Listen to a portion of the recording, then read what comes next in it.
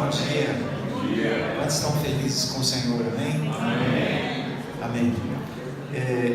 Amados, pode tirar? Pode. Mas, à vontade. Irmãos, como se ele falou, hoje nós estamos encerrando a nossa participação aqui e com muita gratidão pelo convite do Senhor, pela confiança. É uma igreja bem parecida com a nossa, uma igreja bem família, café da manhã todos os domingos. Gostei disso. Isso é bom demais. Eu sou chato, eu interrompendo, é igual isso. Mas as crianças podem ir para as salas, os pré-adolescentes também podem ir para as salas, ok? Tá bom? Irmãos, e finalizando esse estudo, hoje eu queria estudar um pouco da Bíblia e falar de algumas coisas muito, muito importantes para nós como igreja. Algumas coisas, o Ciro falou que não tinha visitante hoje. E assim, por incrível que pareça, eu quero aproveitar por não ter e falar coisas concernentes à igreja, a nossa relação com os nossos irmãos, a nossa relação com Deus e a nossa relação com as pessoas. A gente vai estar falando sobre isso, e tudo isso é relacionamentos saudáveis conforme a vontade de Deus para nós. Acho que o Glauco ali, meu amigo, está me ouvindo ali, ele já me ouviu falar isso no grupo. Eu acho muito importante a renovação da mente. Paulo fala sobre isso, renovação da mente, culto racional. Por que a gente precisa renovar a nossa mente? Por que a nossa mente precisa de renovação? Porque se ela não for renovada, ela vai ficar no passado, ela vai ficar lá atrás. Nós precisamos renovar a nossa mente em Cristo, amém? Com a palavra. Então a renovação de mente, de pensamento, ela é muito importante. E muitas vezes nós ficamos arraigados e presos a algumas crenças antigas e nós as temos como verdadeiras, mas se você for estudar, você vai perceber que não é. Ao longo dos anos é formado o nosso sistema de crenças, e o nosso sistema de crenças, várias pessoas contribuem para a formação do nosso sistema de crenças, família, escola, amigos. E ao longo dos anos essas crenças vão sendo formadas. Só que é triste quando nós conseguimos preservar algumas crenças. Essas crenças, elas determinam o nosso comportamento, elas determinam a nossa atitude, elas determinam a maneira de nós vermos o mundo e as pessoas. Quem é que determina isso? O nosso sistema de crenças. Só que muitas crenças, elas precisam ser desconstruídas, né? Eu sempre cito um exemplo que eu acho até engraçado. Eu vou fazer um teste aqui. Quem aqui já ouviu falar que manga com leite faz mal? Nossa, a igreja inteira. Manga com leite faz mal, gente? Olha, a não ser que você tenha intolerância à lactose do leite. Mas da onde surgiu isso? Da época dos escravos, lembra? Da época o Brasil sempre foi muito rico em manga. Tem manga para tudo quanto é lado. A gente não precisa nem comprar manga, né? Porque as casas estão cheias de pé de manga na rua, todo lugar tem manga. E os donos de escravo, ele não queria que os escravos tomassem o leite, né? Queria ficar com leite só para eles. Aí eles falaram assim: olha, chupem manga à vontade, mas não mistura com leite, porque pode dar um piripaque e morrer. A minha mãe morreu com 86 anos dizendo assim: filho, nunca misture manga com leite, né? E aí eu falei assim: gente, como a gente conserva algumas crenças, né, que não tem fundamento nenhum, mas a gente acredita, e ela determina o nosso comportamento, né? Quem aqui nunca viu alguém passando mal, nervoso, falou assim: dá água com açúcar para ele que ele melhora? Gente, água com açúcar, não sei se eu posso falar uma besteira, se tiver algum médico, um estudante da área aqui, mas açúcar é glicose, é para acelerar, não é para acalmar ninguém, né? Concorda? Mas a pessoa toma água com açúcar e fala assim: estou melhor, melhorei com água com açúcar. Efeito placebo. Pega uma cápsula de remédio e põe farinha dentro. A pessoa está passando mal, toma esse remédio aqui que você vai melhorar. Às vezes você pega vento, tem cápsula com vento dentro. Você pega uma cápsula de remédio, de antibiótico, faz assim, ó, e fecha ela e dá para a pessoa. Tem gente que melhora, não tem nada dentro. Isso é o poder que as crenças elas exercem em nós. E por que eu estou falando isso? É porque algumas coisas, inclusive da religião, da própria religião, não estou falando da Bíblia, eu estou falando da religião, de alguns legalismos que nós impomos, né? E a gente precisa ter a nossa mente renovada para que coisas novas possam dar lugar a essas crenças que já ficaram para trás há muito tempo, né? E falando de violência, a gente fala muito de violência contra a mulher. Eu percebi na minha infância que tinha algumas crenças que eu herdei do meu pai. Eu herdei do meu pai crenças altamente que não contribuía com nada, muito pelo contrário, né? Eu me lembro que uma vez eu cheguei para o meu pai e falei assim: pai, por que você nunca disse que me amava? Por que você nunca me deu um abraço? Nunca me deu um beijo? Aí ele falou assim: não, porque isso não é coisa de homem não. Isso não é coisa de homem não. E aí eu falei assim: ah, é uma coisa de homem e tal. Então quer dizer, eu sou homem, então quando tiver filhos eu vou dizer para os meus filhos que eu não posso abraçar, que eu não posso beijar, não posso falar eu te amo, porque isso não é coisa de homem, né? E essas crenças são, né? E aí eu me lembro que meu pai me deu até uma resposta inteligente e burra ao mesmo tempo, desculpa a expressão, mas ele falou assim: sabe por que eu não te dei? Porque a gente só dá o que a gente tem, a gente só dá o que a gente recebe. E tudo que eu recebi na minha vida foi surra do meu pai e do seu avô. Então, se você quer alguma coisa, isso eu tenho para te dar, porque foi isso que eu recebi. Mas eu poderia falar isso para os meus filhos. Eu tenho 3 filhos, eu poderia dizer para os meus filhos que eu também não vou dar, porque eu não recebi do meu pai. E aí, é necessário que nós passemos por um momento de desconstrução de crenças que não podem ser perpetuadas. Amém, queridos? Amém. Isso em todas as áreas. O que nós estamos vendo aqui nesses dias, nesses domingos, é um tipo de desconstrução, porque está tudo definido aqui. Por que você age como você age? Ah, eu acho porque eu sou assim. Mas você tem que ser assim se outras pessoas estão sendo prejudicadas? Se você está tendo prejuízo, será que não pode mudar? Pau que nasce torto, morre torto. Será que tem que morrer torto mesmo? Ou a gente pode mudar? Então, o processo hoje, reflexivo da nossa manhã hoje, a gente vai falar sobre algumas coisas fortes nesse sentido. Amém, queridos? Eu queria começar falando sobre... Nós aprendemos nos 2 primeiros domingos sobre relacionamento com as pessoas. Relacionamento com as pessoas. E hoje eu quero falar do nosso relacionamento com Deus, que deve se refletir no relacionamento com as pessoas. Amém, queridos? Eu digo isso por quê? Porque a vida que nós temos com Deus, ela tem que gerar um resultado. Eu digo isso, Silvio, sabe por quê? Porque hoje eu percebo algumas coisas, eu queria até expressar assim, a Bíblia fala que a boca fala que o coração está cheio, e eu tenho ficado impressionado com a quantidade de igrejas que estão abrindo hoje. Tudo quanto é lugar está abrindo uma igreja, está abrindo uma igreja. E esses dias eu estava pensando, não falei para ninguém, mas eu estava pensando assim: por que abre tanta igreja e o mundo está cada vez piorando? Não é uma boa pergunta?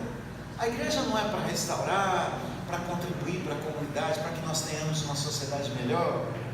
Por que as coisas estão ruins e impressionante o número de igrejas? E eu comecei a pensar sobre isso, que a minha vida com Deus, ela tem que me fazer melhor para a sociedade, para as pessoas que eu encontro. Se eu não faço diferença nenhuma, eu acho que nós devemos questionar a nossa vida com Deus. Se eu tenho um relacionamento com Deus, eu preciso ser um marido melhor, um pai melhor. Amém, queridos? Quantos concordam com isso? Eu preciso ser um servidor melhor, eu preciso ser um funcionário melhor, porque isso vai refletir a vida que eu tenho em Deus. Amém? E eu acho importante a gente falar sobre isso. Eu queria começar lendo um texto falando sobre a importância da igreja. Hebreus capítulo 10, verso de 24 a 25, Eu vou citar várias referências. Se vocês não quiserem acompanhar na Bíblia, pode anotar, mas também pode abrir e acompanhar comigo. Mas é porque eu vou citar um pouco rápido, às vezes não dá tempo. Hebreus capítulo 10 fala assim: consideremo-nos também uns aos outros, para estimularmos ao amor e às boas obras. Não deixemos de congregar-nos. Amém? Como é costume de alguns, antes façamos admoestações, e tanto mais quando vedes que o dia aproxima. A Bíblia fala isso em Hebreus. Salmo capítulo 122, alegrei-me quando me disseram, vamos à casa do Senhor. Eu faço isso desde criancinha, vim para a igreja. Atos capítulo 4, falando da igreja, que eles tinham um coração, tinham uma alma, a multidão dos que criam, ninguém dizia que coisa alguma, ninguém dizia que possuía alguma coisa, mas tudo lhes era em comum. E aí eu fiquei pensando, que tipo de igreja Deus quer que nós tenhamos? Quantos membros dessa igreja gostariam que essa igreja cumprisse o propósito de Deus para ela aqui? Quantos querem ser assim? Então, imagina, qual é a igreja que Deus quer que nós construamos, né? Que nós edifiquemos? Eu fiquei pensando sobre isso, por quê? Porque é incrível o número de pessoas desigrejadas, que não têm igreja, e que não gostam de igreja, não gostam de estar na igreja. É impressionante, quando você convida, ixi, é a igreja de crente, aí trava o coração já. Por quê? Eu fiquei pensando e falei isso para a minha igreja, eu queria abrir uma igreja para quem não gosta de igreja. Será que é possível? A gente abrir uma igreja para quem não gosta de igreja? Ou talvez abrir uma igreja para quem a igreja não nos quis e excluíram de alguma forma? Será que a gente pode ter uma igreja para quem não gosta de igreja? E eu digo isso por quê? Porque eu tenho no meu coração que a vontade de Deus para a igreja, ela está em Filipenses capítulo 2. Todos conhecem, mas o texto fala assim: portanto, irmãos, se há algum conforto em Cristo, alguma consolação de amor, alguma comunhão no Espírito, se há alguns entranháveis afetos e compaixões, completai o meu gozo, para que sintais o mesmo, tendo o mesmo amor, o mesmo ânimo, sentindo a mesma coisa. Não façam nada por contenda ou por vanglória, mas por humildade, cada um considerando os outros superiores a si mesmos. Não atente cada um para aquilo que é seu, mas cada qual também para que é dos outros. Que haja o mesmo sentimento que houve em Cristo Jesus, que sendo Deus não teve por usurpação ser igual a Deus, mas a si mesmo se esvaziou, tomando a forma de servo, fazendo-se semelhante aos homens, e achado na forma de homem, humilhou-se a si mesmo, sendo obediente até a morte e morte de cruz. E por isso Deus o honrou e colocou acima de todo nome que há na terra, no céu, debaixo da terra, em todos os lugares. Jesus Cristo é o Senhor. Amém, queridos? Mas o que me chama a atenção quando a gente fala de igreja, a igreja primitiva, eles tinham uma espécie de slogan que eu estou criando aqui, imaginando. Eles diziam assim: ó, na nossa igreja não pode faltar nada, né? Então a Bíblia fala que ninguém tinha necessidade. Ninguém tinha necessidade, porque quem tinha mais dava para quem tinha menos. E eles tinham tudo em comum. Então não faltava nada, não faltava alegria, não faltava comunhão, não faltava absolutamente nada. E uma coisa que me chama a atenção na igreja, e que é necessário que nós tenhamos isso aqui, é que nós somos iguais, somos parecidos, temos algumas diferenças uns com os outros, mas no fim nós somos todos iguais perante Deus. E eu digo isso porque os pecados são parecidos, as fragilidades são parecidas, e nós ficamos assim,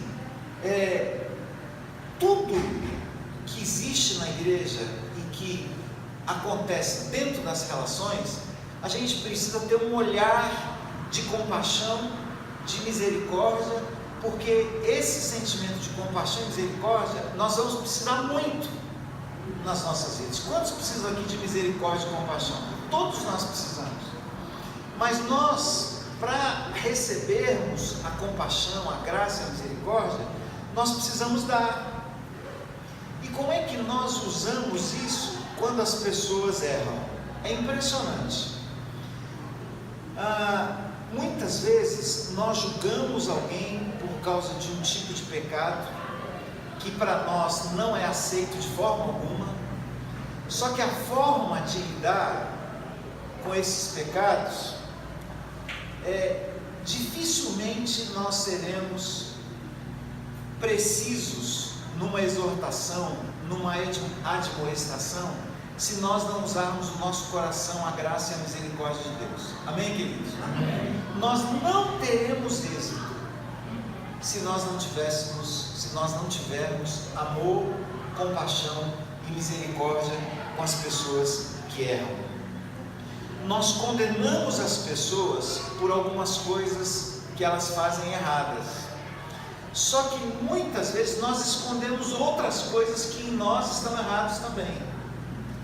E aí nós passamos a ser pessoas legalistas, pessoas que se relacionam procurando um erro ou um pecado em alguém. Quando a gente faz isso, eu estou falando isso porque a minha filha, por que não? Um dos motivos, a minha filha casou há um ano atrás. Pois é. Aí, ó, isso é paradigma. A minha filha casou. Meu paradigma é verdadeiro. E ele, assim, Deus foi gracioso comigo, né? Porque me deu um genro maravilhoso, cuida dela e tudo mais. Fez uma cirurgia agora e acompanhou, trata ela como uma princesa. Mas assim, foi um presente realmente de Deus para mim. Aí no casamento dela, a família dele pediu: vamos ter bebida alcoólica, não vamos ter vinho para as pessoas. A família dele não era cristã, não era evangélica e tal. Não quero entrar nesse detalhe se é certo ou errado beber vinho, não estamos aqui para isso. Estamos aqui só para abençoar e não para polemizar nada, absolutamente. Mas enfim, no casamento da minha filha tinha vinho. Eu estou falando aqui porque eu estou em família, amém, queridos? Então, permitam-me só abrir o meu coração assim, porque eu achei vocês muito parecidos com o nosso povo lá.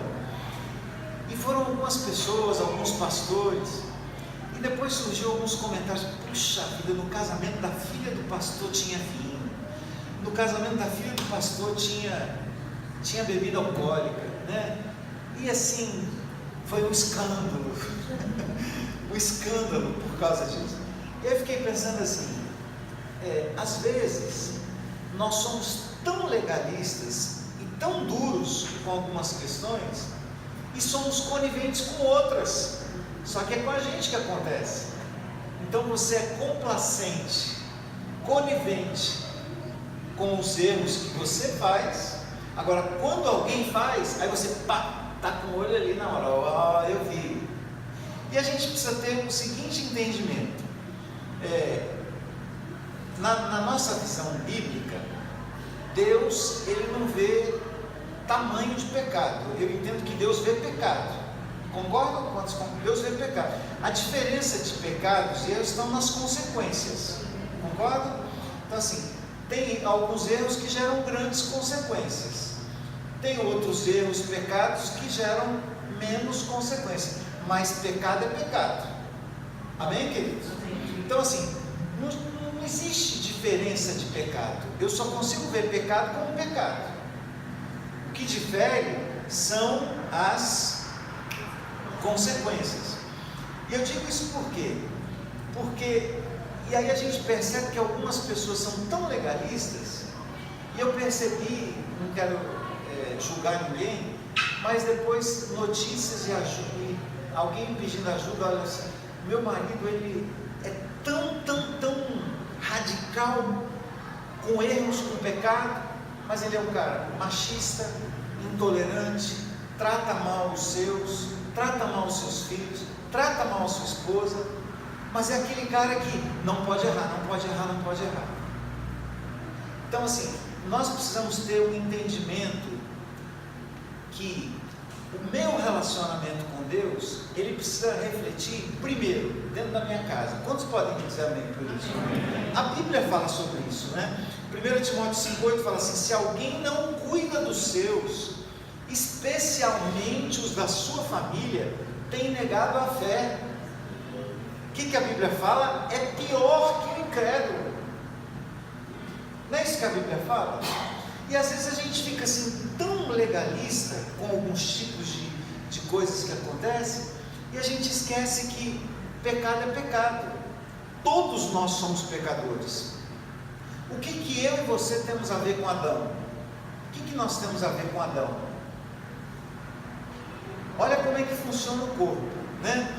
Assim, eu não tenho nada a ver com Adão, eu não conheci o Adão, mas assim, nós herdamos a natureza pecaminosa, sim ou não? Sim. A Bíblia fala sobre isso, Romanos 5,12: da mesma forma como o pecado ingressou no mundo por meio de um homem, e pelo pecado a morte, assim também a morte foi legada a todos os seres humanos, porquanto todos pecaram.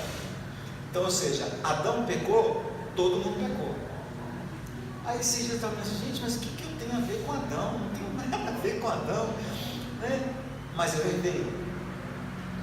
E nós herdamos o quê? O pecado. Porque Adão pecou, todos pecaram. Então, nós precisamos ter o entendimento de que você tem dúvidas, eu também tenho. Você tem crises, eu também tenho. Você sofre de algumas tentações, eu também tenho. Tem coisas que você não sabe, tem coisas que eu não sei também. Só que nós precisamos entender que isso faz parte dessa natureza pecaminosa que nós herdamos. E por que nós temos essa natureza? Nós precisamos entender que o pecado não é meu, o pecado, ele é nosso. Quantos entenderam isso, queridos? A gente precisa olhar o corpo de Cristo como corpo, como equipe. Então não é um pecado meu, é um pecado nosso. Vou explicar melhor. Você percebe que tudo que Jesus fala, Jesus, ele não fala da individualidade, ele fala sempre da coletividade. O pão é nosso ou é meu pão? A oração a oração sacerdotal, né? Então, assim, o pão nosso de cada dia nos dá hoje, não é isso? Perdoa os nossos pecados, não é isso que fala a oração? E a gente começa dizendo assim: não é os nossos pecados, é o pecado dele, é o nosso pecado, são as nossas dívidas. Isso é o olhar do corpo. Amém, queridos? Nós não podemos e não devemos nos estranhar com nada que as pessoas nos contam. Por quê? Porque às vezes nós assustamos as pessoas. Nossa, irmão, você fez isso? Como é que você foi capaz de fazer isso?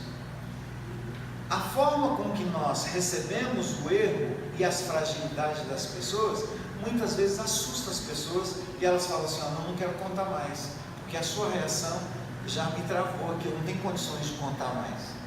Então, nós precisamos olhar a igreja como sempre um hospital, um lugar onde as pessoas precisam de cura. Nós precisamos olhar a igreja e virmos para a igreja não para recebermos uma bênção, mas porque nós já somos abençoados. Amém, queridos?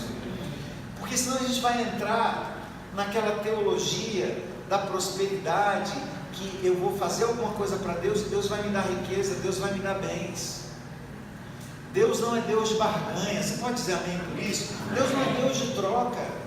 Tudo que nós temos é graça, favor e merecido de Deus. Nós não merecemos, mas Deus resolveu nos dar. Por que Ele nos deu? Por graça, amor e misericórdia. Amém, queridos? Por isso que a Bíblia fala, Gálatas capítulo 6:1, levai as cargas pesadas uns dos outros. Quando fala carga pesada, subentende-se de que existe uma carga que é nossa, mas existe a carga pesada. A carga pesada ela tem que ser compartilhada. Amém, queridos? Temos alguns pastores aqui. Eu queria aproveitar essa intimidade aqui e te falar sobre isso. Assim, estava conversando com o irmão Lúcio, assim, a quantidade de pastores que estão entregando seus ministérios, não querendo pastorear, pastores cometendo suicídio. Por quê? Porque a carga é muito pesada. E o texto está dizendo assim, ó, ajudem as pessoas a levarem as cargas pesadas uns dos outros. Amém? Então assim, qual é a ideia? Você vem na igreja para quê? Não, vem na igreja para receber algo de Deus. Esse paradigma, ele precisa ser desconstruído. Eu não vou para a igreja para receber algo de Deus. Eu tenho que ir para a igreja para servir o meu irmão, para dar de mim para Deus. É o entendimento de que Deus já nos deu. A Bíblia fala, Jesus, antes de entregar o seu Espírito para o Pai, o que ele falou? Uma das últimas palavras de Jesus: tudo está consumado. O que essa frase quer dizer? Era como se Jesus estivesse dizendo assim, olha, não tem mais nada para fazer, eu já fiz tudo. Amém? Tudo que tinha que ser feito, eu fiz. E agora? Agora é a nossa hora de fazer. Amém, queridos? O que nós temos feito com aquilo que nós temos recebido de Deus? A gente precisa mudar esse sistema de crenças para sermos pessoas melhores. E aí, irmãos, falando sobre relacionamento, eu vou entrar numa parte muito importante que, para mim, foi uma das coisas mais fortes que Deus falou comigo. Eu tenho muito cuidado de dizer assim, ó, Deus me falou isso. Eu tremo de medo quando eu uso essa expressão. E agora eu posso dizer para vocês com o meu coração assim aberto, que Deus conhece, que o que eu vou falar aqui foi algo que Deus falou comigo. Falou comigo de uma forma assim muito dura, e que mexeu muito comigo e fez com que eu mudasse muita coisa do que eu estava fazendo e do que eu estava pensando, principalmente no que diz respeito a tipos de pecado. Eu quero falar sobre o que Deus falou comigo. Qual é o maior pecado da igreja? Qual é o maior pecado da igreja? Essa foi uma pergunta que eu fiz para Deus. Ô Deus, o que está acontecendo na igreja? O que a gente precisa mudar? Qual o maior pecado da igreja? E eu comecei a estudar e comecei a pensar, olhar para as pessoas, no comportamento que as pessoas tinham. E o Espírito Santo foi testificando no meu coração um tipo de pecado que nós, nessa manhã aqui, nós vamos receber um desafio de Deus de vencer esse pecado na igreja. Quantos podem dizer amém? Amém. Sabe como é o nome desse pecado? Justiça própria. O pecado da justiça própria, eu vou falar sobre ele agora. O que é pecado da justiça própria? Tem um texto que fala sobre ele, eu queria que vocês abrissem a Bíblia, ou se não só ouvissem, Lucas capítulo 18, de 9 a 14. Pecado da justiça própria. Vamos ler. 2 homens subiram ao templo com o propósito de orar, um fariseu e o outro publicano. O fariseu, posto em pé, orava de si para si mesmo. Repita para mim, por favor. Orava de si para si mesmo. Você já fez alguma oração de si para si mesmo? Isso. 9. Olha que interessante. Como é que o fariseu orava? De si para si mesmo. Ele, com ele, só dava ele. O fariseu orava de si para si mesmo dessa forma. Como é que ele orava? Vamos lá, a oração dele.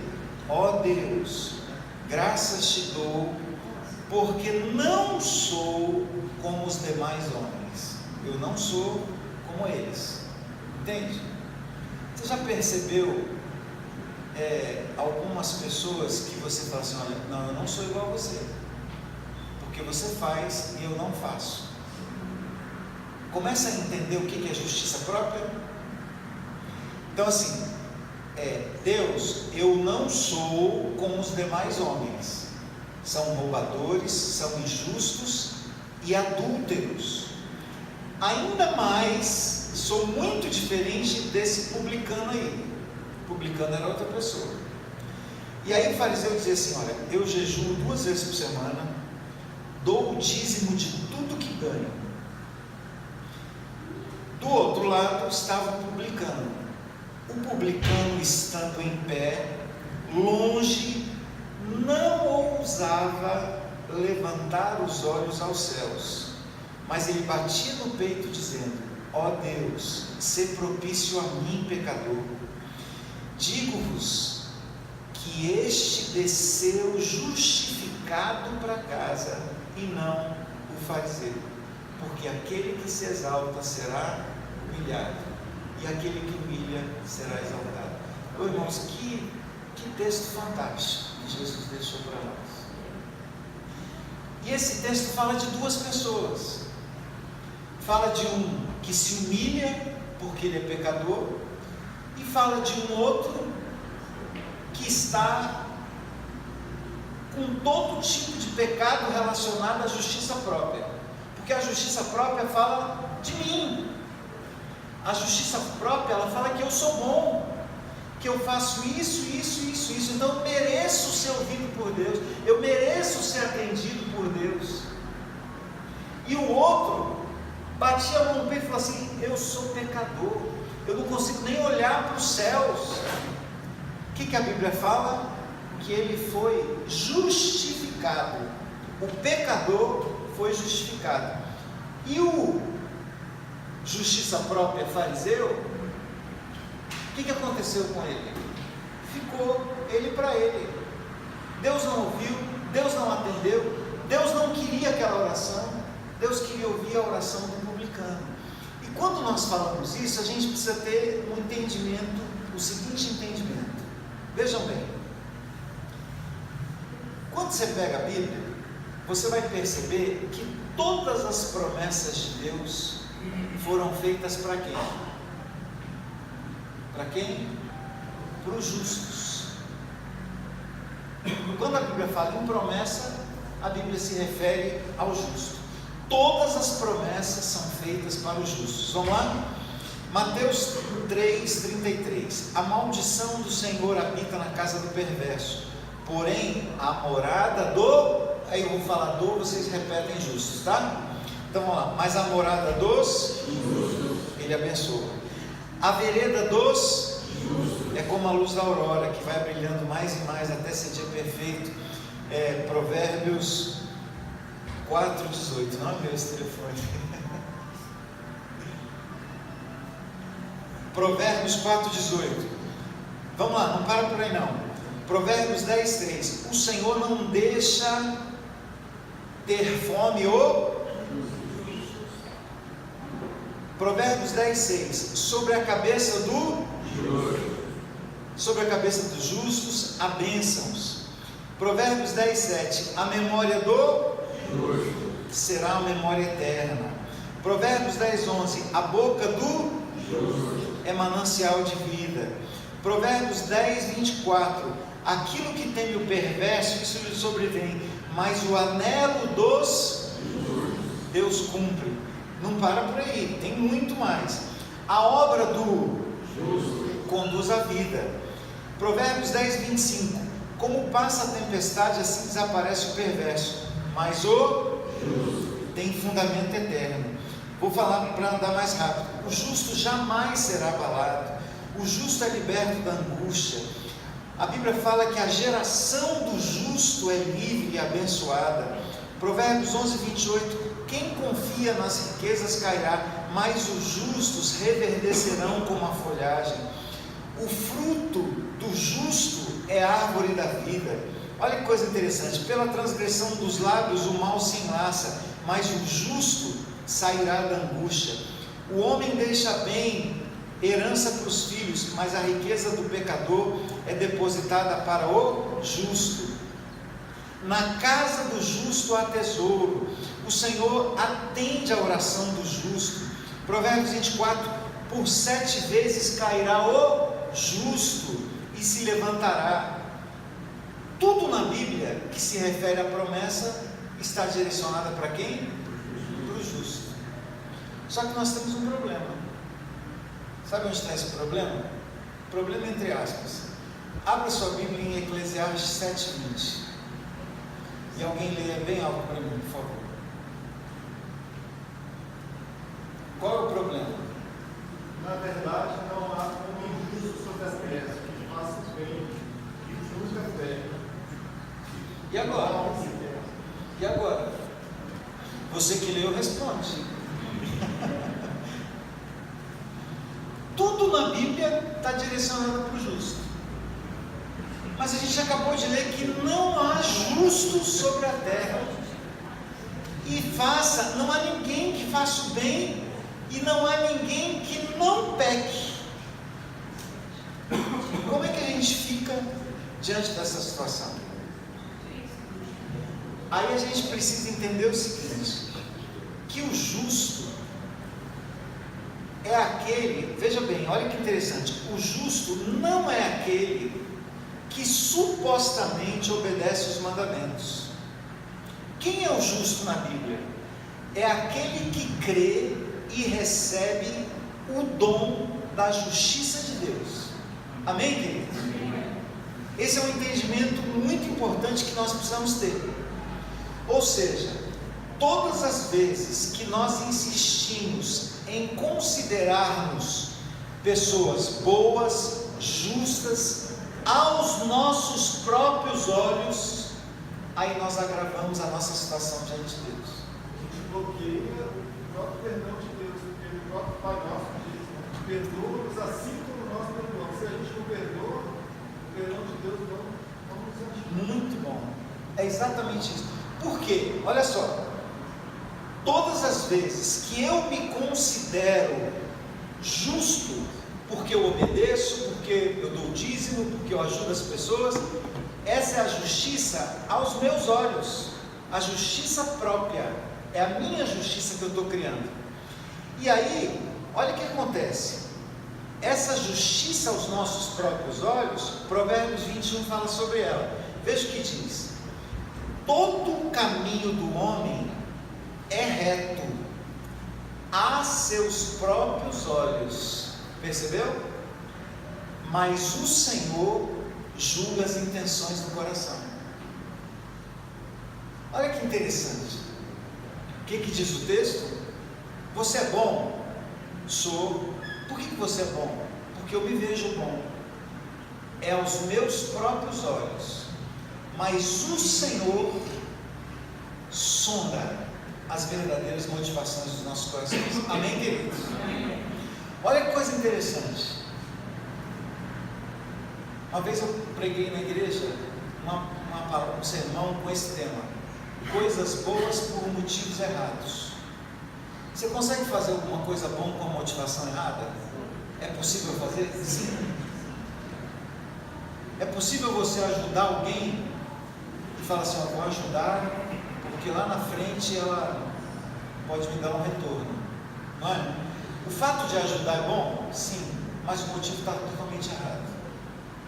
Isso é bem da cultura brasileira, né? A cultura brasileira tem isso: eu vou fazer para que lá na frente façam comigo. E aí, irmãos, nós encontramos muitas vezes isso conosco. Eu estou fazendo uma coisa boa, que é boa, alguém vai se beneficiar com o que eu estou dizendo, com o que eu estou fazendo. Só que o motivo que me leva a fazer é o motivo que Deus se entristece, é um motivo pecaminoso. Concorda? Vou dar exemplo. Você pode ajudar alguém na rua, mas aí se você ajudar alguém na rua, é bom isso? Claro que é. Alguém que está com fome, você vai dar comida para ele. Aí você fala assim: eu vou esperar o pastor passar, o fulano de tal, para ele me ver ajudando. Para que todos vejam que eu sou bom, que eu sou misericordioso.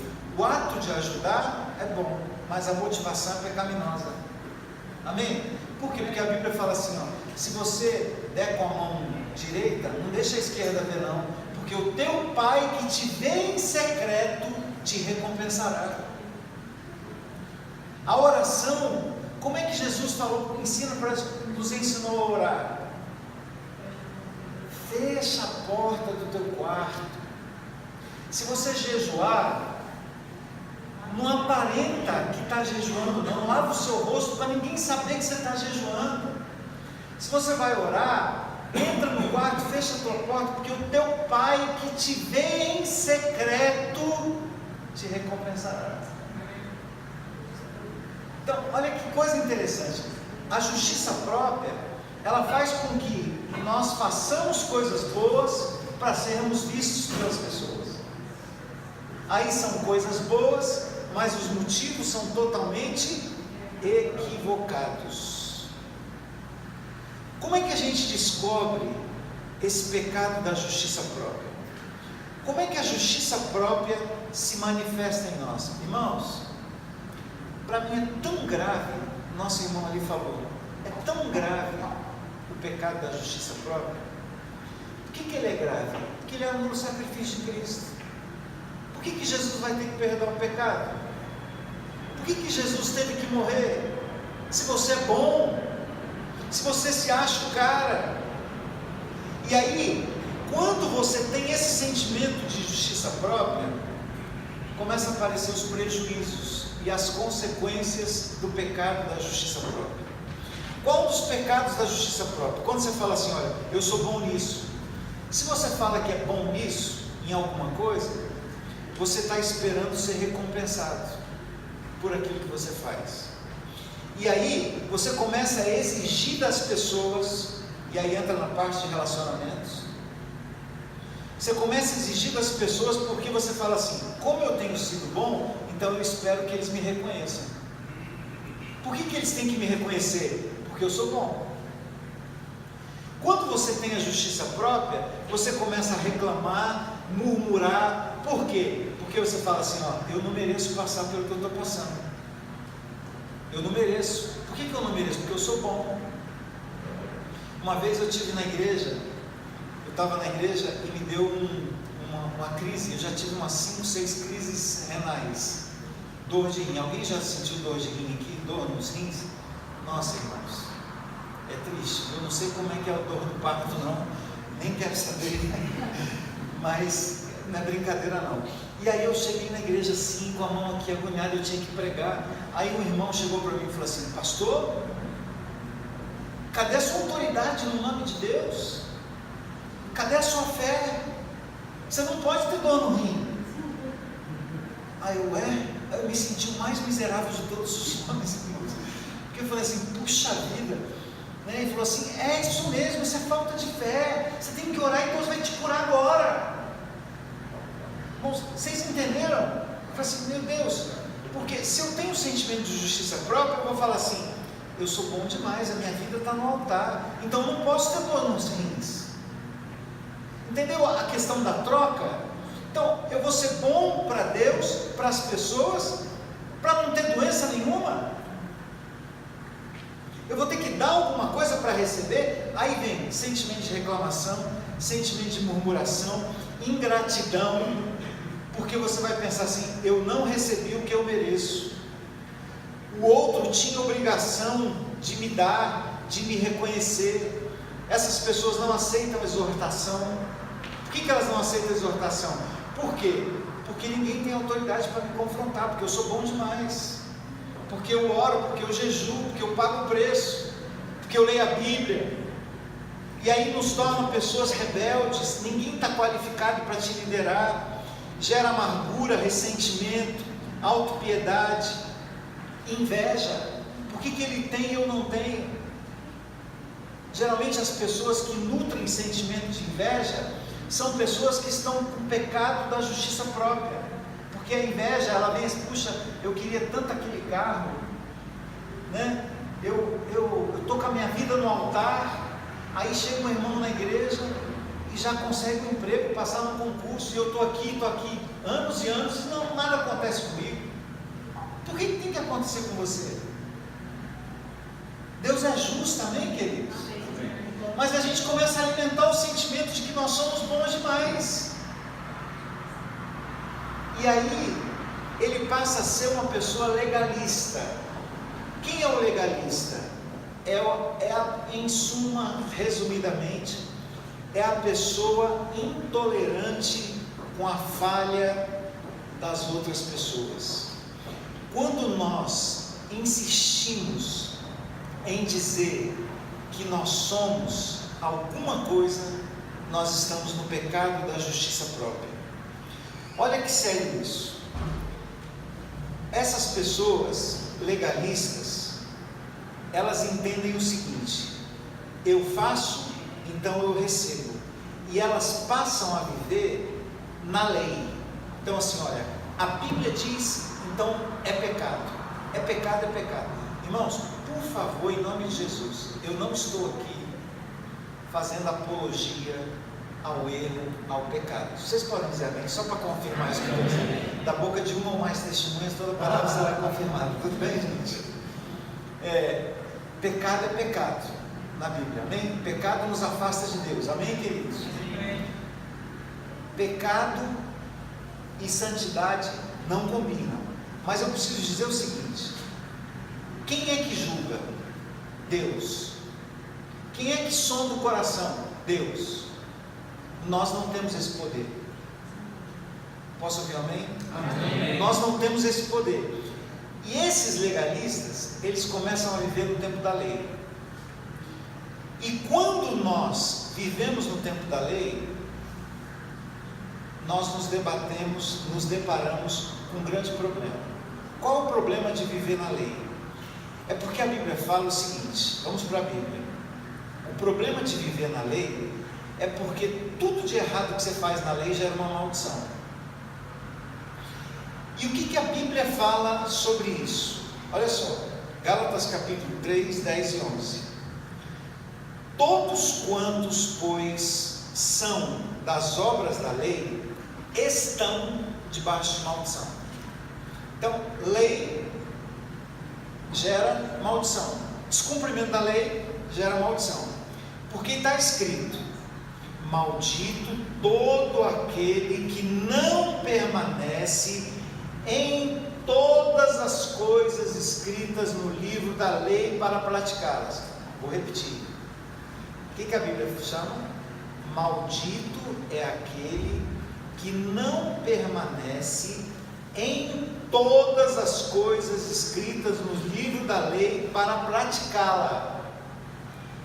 E é evidente que, pela lei, ninguém é justificado diante de Deus, porque o justo viverá pela fé.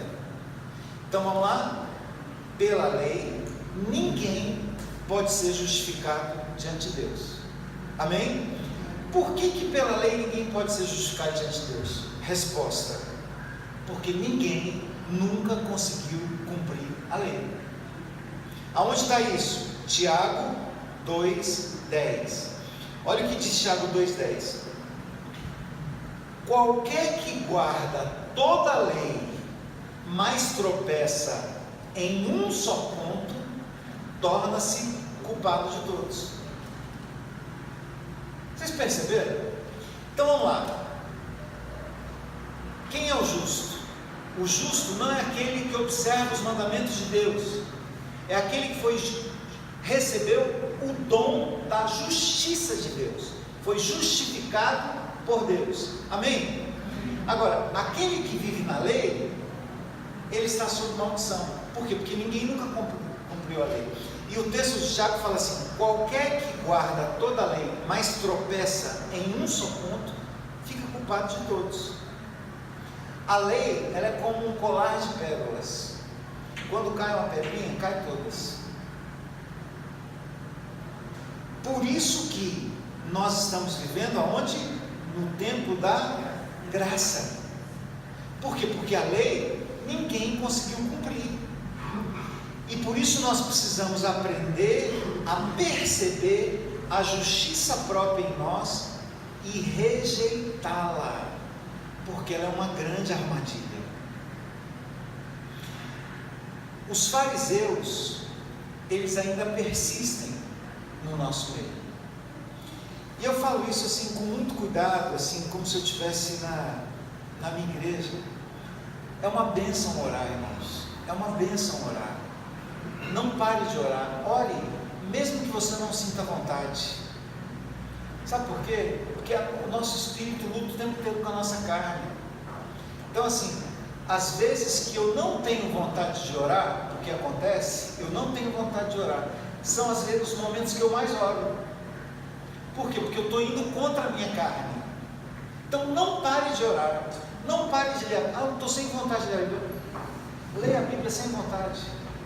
Porque o Espírito Santo vai sondar seu coração e vai ver o seu desejo de se aproximar de Deus. Amém? Mesmo que a sua carne não queira. E aí você vai perceber que você vai começando a fluir em Deus. E depois vai ser um momento maravilhoso, mesmo que você tenha começado sem sentir vontade. Agora, eu estou me referindo a algumas pessoas que aparentam ter muita vida com Deus.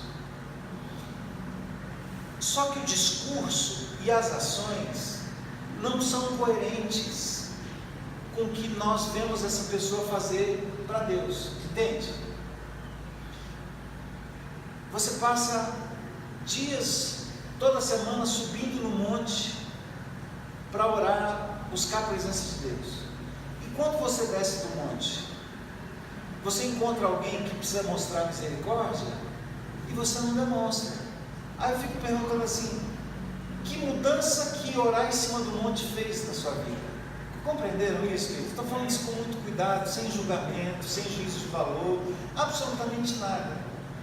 Não, mas eu sou um homem de oração, eu sou um homem de busca, de leitura da palavra. Mas o que isso tem refletido no seu dia a dia, no seu trabalho, na misericórdia, no amor, no perdão, no trato com as pessoas? Quantos creem que Deus está interessado em mudar o nosso comportamento e que nós mostremos que o meu relacionamento com Deus me torna melhor como meu irmão? Quantos creem nisso? Eu penso dessa forma. Então assim, a minha vida com Deus precisa me fazer melhor. Se o meu relacionamento não me faz uma pessoa melhor com quem está perto de mim, questionem o meu relacionamento com Deus. Eu penso dessa forma. Por exemplo, santidade é uma bênção? Claro, devemos buscar. Mas o que nos faz entender que nós somos mais santos que os outros? O que nos faz acreditar que o meu galardão vai ser maior que o seu? O que me faz acreditar que Deus tem que me ouvir e me poupar de todas as doenças, que eu não posso sentir nem crise renal? Então assim, a gente precisa entender que a justiça própria é um pecado camuflado, que ninguém vê, nem nós. Aliás, nós somos os últimos a ver, a perceber. Nós não percebemos, porque para nós está tudo bem. Tem uma pessoa na Bíblia que talvez seja a figura mais emblemática e que se encaixa muito bem no que a gente está falando. Sabe qual é o nome dele? Jó. Qual foi o pecado de Jó? Respeito às opiniões contrárias. Mas sabe qual era o pecado de Jó? Justiça própria. Sabe por quê? Porque ele era bom demais. Não tinha ninguém como ele. Homem justo, tão justo, que chama a atenção de Satanás, chama a atenção do inferno. E o inferno marca uma reunião para dizer: o que a gente vai fazer com esse cara? Onde é que a gente vai achar uma brecha para agir na vida de Jó? E o inferno fazia reunião atrás de reunião. Vamos descobrir, não é possível, ele tem uma brecha. Só que ele era tão bom, tão justo, que o diabo não tinha brecha para entrar e tocar na vida dele. Por isso que Deus teve que permitir. Agora, vamos lá, gente. Olhando para a vida de Jó, você vai encontrar o seguinte: Deus viu que Jó poderia ir um pouco mais além da experiência da santidade. Por isso que Deus permitiu que Satanás tocasse na vida de Jó. Gente, depois de todos os sofrimentos e provações que Jó passou, Deus começa a falar com Jó. Capítulo 38, Deus começa a ter um diálogo muito tete a tete com Jó. E aí, nós encontramos Deus chegando para Jó e dizendo o seguinte, Jó 48, veja o que Deus fala para Jó. Ô Jó, você vai pôr em dúvida a minha justiça? Irmãos, Deus falando para Jó. Ô Jó, você vai pôr em dúvida a minha justiça? Vai condenar-me para justificar-se? Entendeu? Era como se Deus estivesse dizendo assim para Jó: ô Jó, você quer ficar no meu lugar? Você é Deus? Ô Jó, você está duvidando de que eu sou justo? Por que Deus faz essa pergunta para Jó? Porque Jó não precisava nem estar escrito isso, né? Porque está na cara. Ele dizia assim: é um absurdo eu estar nesse estado. É um absurdo eu estar com o meu corpo todo ferido.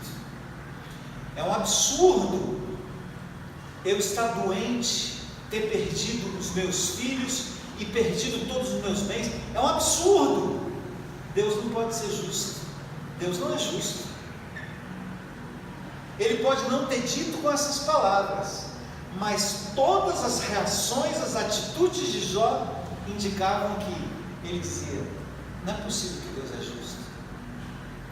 Por que Deus não era justo?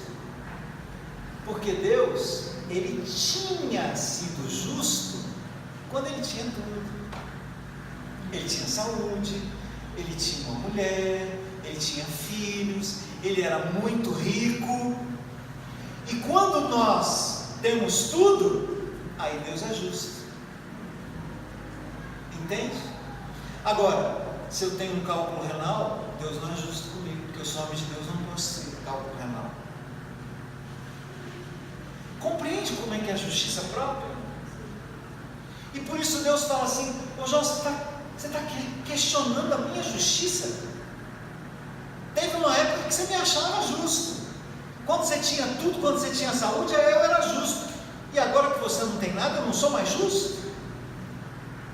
E Deus começa, queridos, a ter uma conversa com Jó que eu gostei, viu? Não gosto de ter prazer na desgraça dos outros, não. Mas o Jó precisava ouvir isso de Deus. E aí, irmãos, olha só como é que Jó responde a Deus. Então, capítulo 40. Então Jó respondeu ao Senhor: sou indigno, como posso responder-te? Entendeu? Ponho a mão sobre a minha boca, falei uma vez, mas não tenho resposta, sim duas, mas não direi mais nada, emburrou. Entendeu? Tipo assim, Deus, o que estava dentro do coração dele? Justiça própria pura. E aí, irmãos, ao ponto de ele chegar para Deus e falar assim: olha, falei uma vez, falei duas, não tenho resposta, não vou dizer mais nada. Essa não foi uma confissão de humildade. É como se Jó dissesse o seguinte: está bem, eu vou me calar. Na verdade, eu penso que o Senhor é muito duro comigo, por isso eu vou ficar calado, porque Deus tem sido duro demais para comigo. Irmãos, nós precisamos nos despojar, nos despir dessa roupa, dessa capa de justiça própria. Queridos, a Bíblia fala que a nossa justiça é como trapos de imundície. Só que a gente alimenta o sentimento de que nós somos alguma coisa, e por alimentarmos isso, nós não podemos sofrer. Nós não podemos sofrer. E aí encontramos os velhos santos, pessoas que se gabam da sua santidade, pessoas que fazem as coisas boas, mas com motivos errados, pessoas que querem aparecer diante de Deus, diante das pessoas, e esquece de fechar a porta do quarto para que ninguém veja que você está orando e ser recompensado pelo seu Pai que veio em secreto. Amém, queridos? Amém. A Bíblia fala assim: olha, não deixa a sua mão direita ver o que a esquerda está fazendo, porque você vai receber a recompensa de Deus. Quão terrível e sutil é o pecado da justiça própria. Quem que crucificou Jesus? Os fariseus. Com que tipo de pecado? Justiça própria. E aí, queridos, nós precisamos rever a nossa postura hoje diante de Deus, para que nós possamos ser por Ele justificados. Posso ouvir amém? Amém. Graças a Deus que a história de Jó, ela termina da forma que eu esperava que terminasse. Mas no final de tudo, lá no capítulo 42, Jó finalmente chega à conclusão e à confissão que Deus queria ouvir de Jó. Quando Jó chega para Deus, depois de todo o confronto de Deus com aquele homem, Jó então diz assim: os meus ouvidos, eles tinham ouvido falar a respeito de Deus, mas agora os meus olhos te veem. E aí ele complementa dizendo o seguinte: por isso menosprezo a mim mesmo e me arrependo no pó da cinza. Agora sim. Compreenderam? Ô irmãos,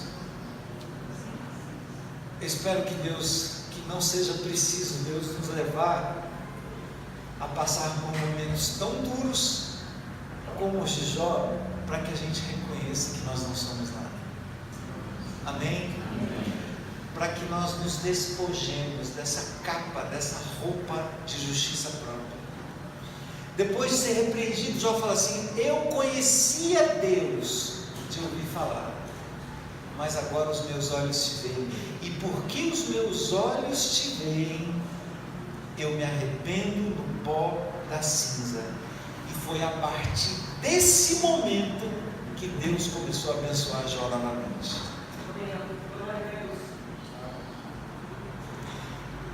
Queridos, nós precisamos aprender muito sobre humilhação, como nós devemos nos humilhar. Eu não sou melhor que uma prostituta. Nós temos que ter essa visão. Você não é melhor que um usuário de drogas. Entende?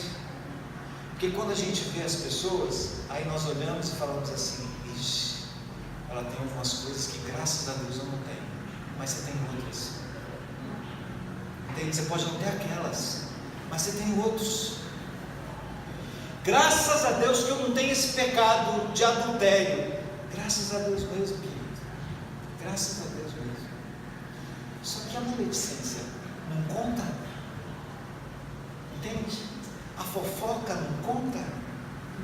Graças a Deus que eu sou dizimista e ofertante fiel e o irmão ali não é. Mas como você trata a sua esposa? Como você trata os seus filhos? Como você trata os seus dentro de casa? Se você não cuidar deles, a Bíblia te chama de pior que incrédulo. Como é que fica essa história?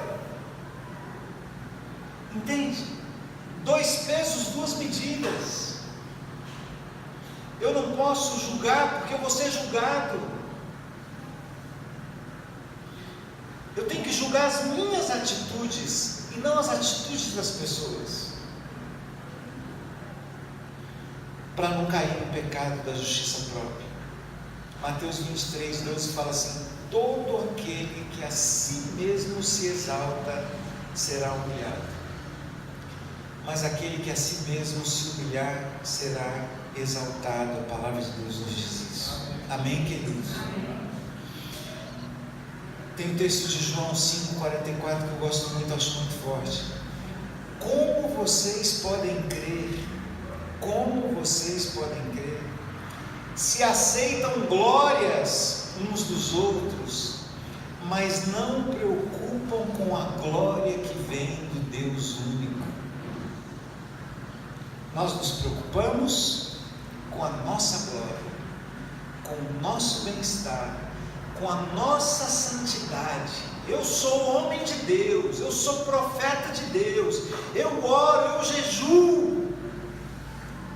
Mas a Bíblia fala que a verdadeira religião é o que, irmãos? Cuidar dos órfãos, cuidar das viúvas. Não é? Não estou nem aí para os órfãos, não estou nem aí para as viúvas, mas eu sou santo, eu sou um homem de oração. Eu acho que foi por isso que Deus falou que no dia do juízo muitas pessoas vão falar assim: Senhor, Senhor, eu expulsei demônios, eu fiz isso, eu fiz aquilo. Vou nem falar o resto. Mas que tristeza é poder chegar naquele dia e ouvir dizer que Deus não nos conhece, porque você viu alguém passando fome e não deu o que comer. Teve um irmão da igreja que cometeu um crime na minha igreja. Pegou 8 anos, está no Papuda. Eu pude chegar lá para fazer uma visita. De longe começou a chorar. Cometeu um crime horrível. Não vou falar aqui. Mas ele também é alvo da graça da misericórdia de Deus. Amém, queridos? Quantos podem dizer? Amém. Eu não sou Deus. Eu não vou julgar. Meu papel é só amar. Amém? Amém? Quando a gente fala de justiça própria, é quando a gente pensa que somos melhores que aqueles que erram, que pecam, que faz isso, que faz aquilo. E a Bíblia fala, 1 Pedro 5,6: bem, talvez haja aqui algo que Deus quer que eu veja nesse assunto. Portanto, humilhem-se perante a poderosa mão de Deus, para que Ele vos exalte no devido tempo. Quem é que vai nos exaltar no devido tempo, queridos? Deus. Só que nós não esperamos a honra de Deus. Nós nos honramos antes de Deus nos honrar. Aí nós estamos na justiça própria. Compreende? Pessoas que se honram, e aí Deus olha e fala assim: você já se honrou, para que eu vou te honrar? Você já se exalta, por que eu vou te exaltar? Queridos, a Bíblia diz que Deus, Ele resiste aos soberbos. Você consegue imaginar a resistência de Deus a você, a mim? Mas Ele dá graça ao humilde. Deus resistiu a Jó, mesmo Jó sendo íntegro, impecável. A Bíblia diz que Deus rejeita Jó por causa do orgulho e por causa da autojustificação. Se eu me autojustifico, eu não preciso ser justificado por Deus. As minhas atitudes dizem isso. Eu quero finalizar citando o profeta Isaías. Quem era mesmo o profeta Isaías, irmãos? que nós temos para falar do profeta Isaías, hein? Fala aí alguma coisa. O profeta que anuncia o nascimento de Cristo. O que mais?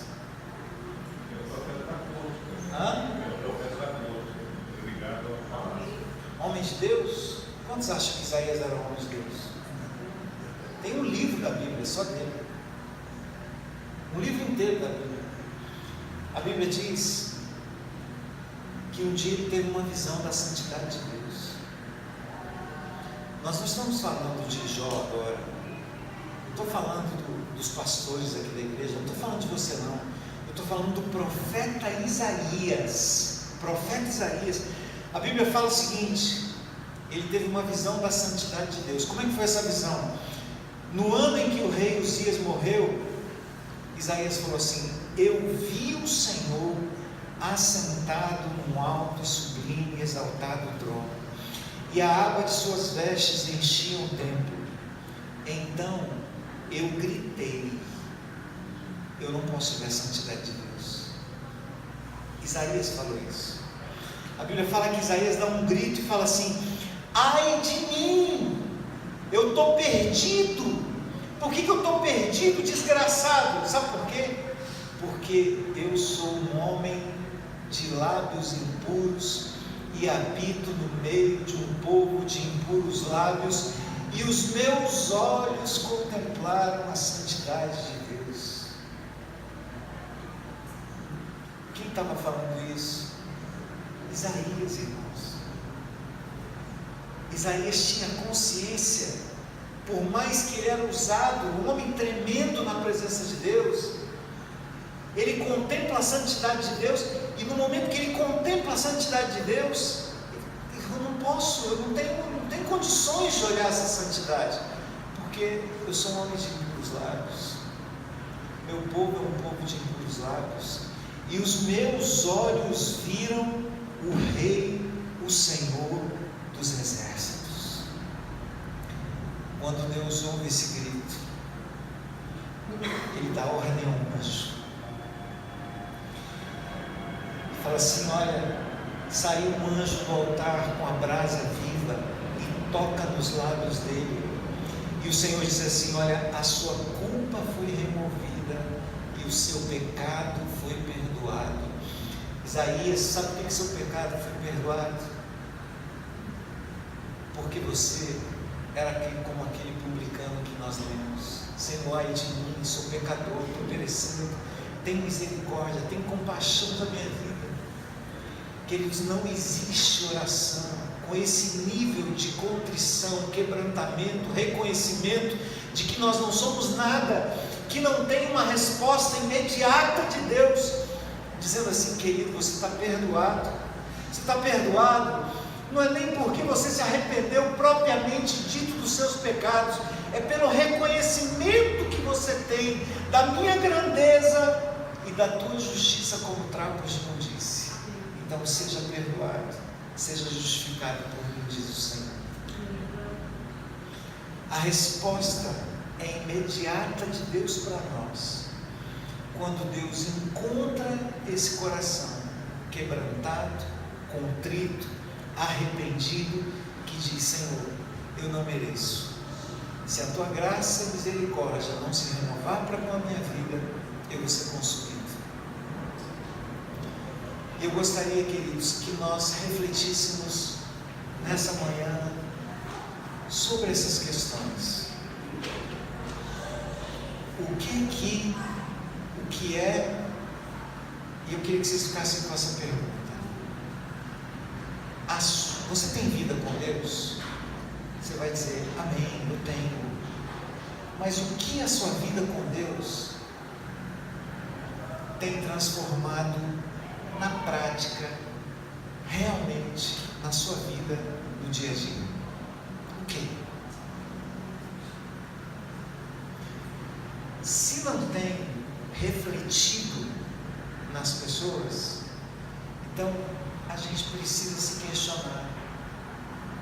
Não estou julgando, não estou acusando absolutamente, mas é um paradoxo que nós precisamos refletir, entende? É uma questão mínima de coerência. Se a minha vida de oração não me torna uma pessoa melhor nos meus relacionamentos, na minha humanidade, na minha misericórdia, sabe? Então tem alguma coisa errada. Tem alguma coisa errada. Se eu desço do monte de oração, eu preciso descer para servir, para ser misericordioso com as pessoas. Se eu passo horas e horas lendo a Bíblia, eu preciso sair do quarto e abençoar alguém. Porque se eu ficar só para mim, eu vou me envaidecer. E eu não vou perceber que as minhas ações não vão servir para nada. Eu vou fazer coisas boas, mas os motivos serão errados. Aí fica tudo errado. Se eu julgo as pessoas, eu volto para a lei e esqueço da graça de Deus. Se eu sou duro e implacável com as pessoas, eu faço da minha vida uma lei rígida, severa, eu me embruteço na compaixão e na misericórdia de Deus. Eu gostaria que nós orássemos por isso. Mas é uma oração diferente. Eu gostaria de convidar você para que você, não sei se é possível, mas quem quiser se ajoelhar, você pode ajoelhar só com o seu coração, você não precisa ajoelhar com o seu corpo. Mas é um sentimento de dizer assim: Senhor, se a tua graça não for sobre mim, se a tua misericórdia não agir na minha vida, eu vou morrer, porque eu sou um homem de puros lábios e vivo num mundo sujo, corrupto. Tem compaixão de mim. E aí você vai perceber que você vai começar a olhar para as pessoas que erraram, que falharam, com um olhar diferente. Tem pessoas que a própria igreja não os quer, e são as pessoas que Deus está procurando para amar, para cuidar, entende?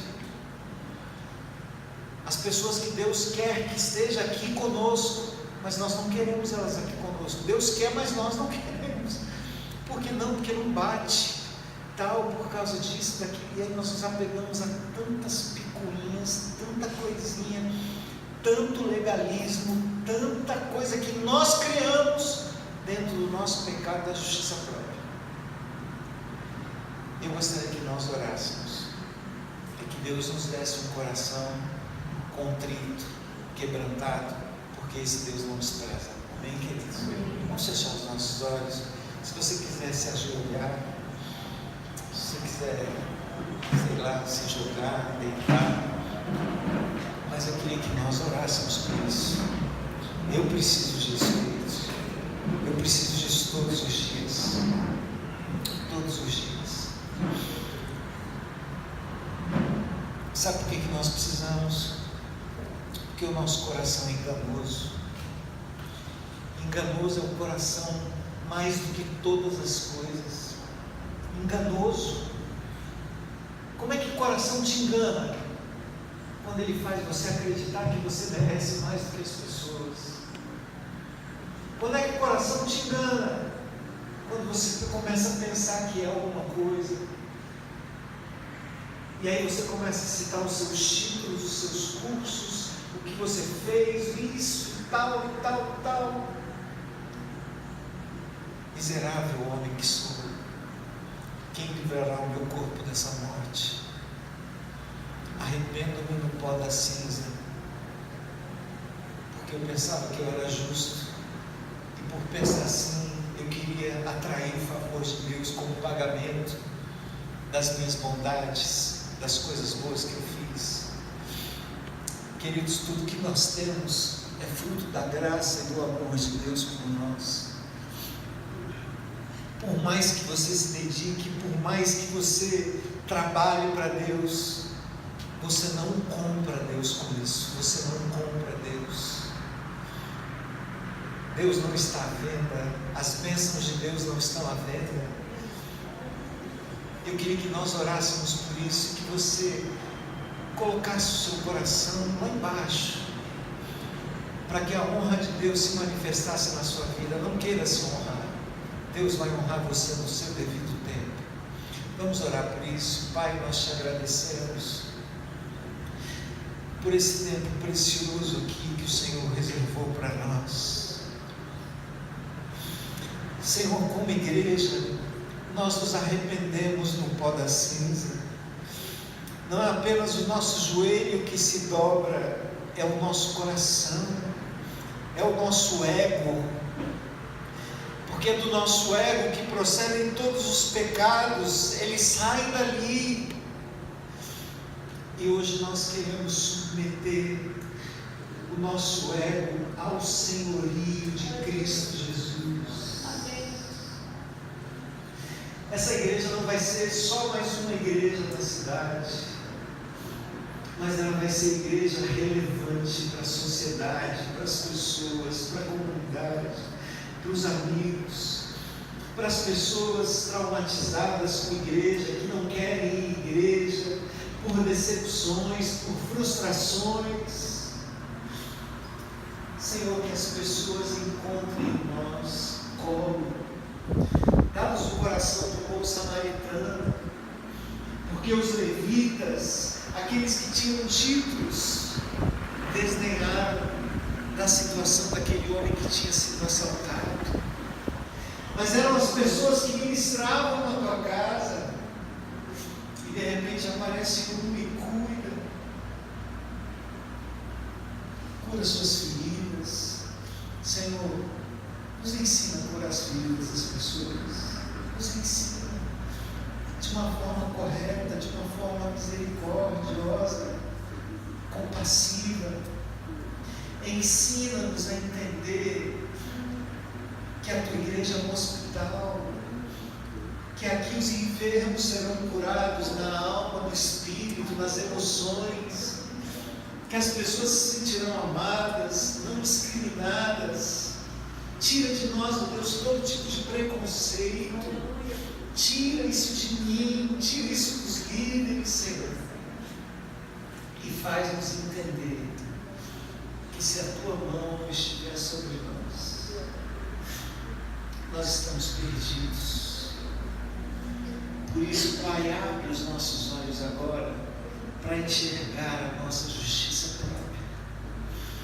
Sonda no nosso coração, como o Senhor sondou a vida de Jó. Oh, o Senhor foi tão lindo com ele, Pai. Sonda o nosso coração também, para que nós consigamos perceber os pecados ocultos, que nós nem consideramos como pecados, são quase imperceptíveis, mas que entristece tanto o Senhor, te entristece tanto, mas nós achamos que nós não temos, e porque achamos que nós não temos, nós ficamos procurando nas pessoas. Compadece-te de nós nessa manhã, Senhor. Dá-nos a tua graça, a tua misericórdia. E quando nós nos levantarmos aqui, nós nos levantaremos com novos olhos e com o teu coração. Nos ensina a ver as pessoas como o Senhor as vê. Nos ensina a tocar as pessoas como o Senhor as toca. Nos ensina a termos misericórdia das pessoas como o Senhor teve de nós. Nos ensina a perdoar as pessoas como o Senhor nos perdoou. Nos ensina, nos dá esse sentimento de corpo, de equipe.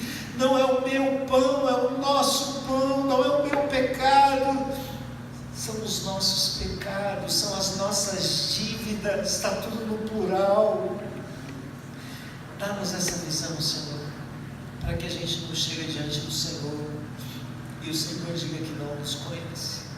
Nós queremos ser conhecidos de Ti por aquilo que fazemos sem que as pessoas vejam. Deus, queremos fazer as coisas certas com motivos certos, com a motivação correta no nosso coração, para alcançarmos o favor do Senhor.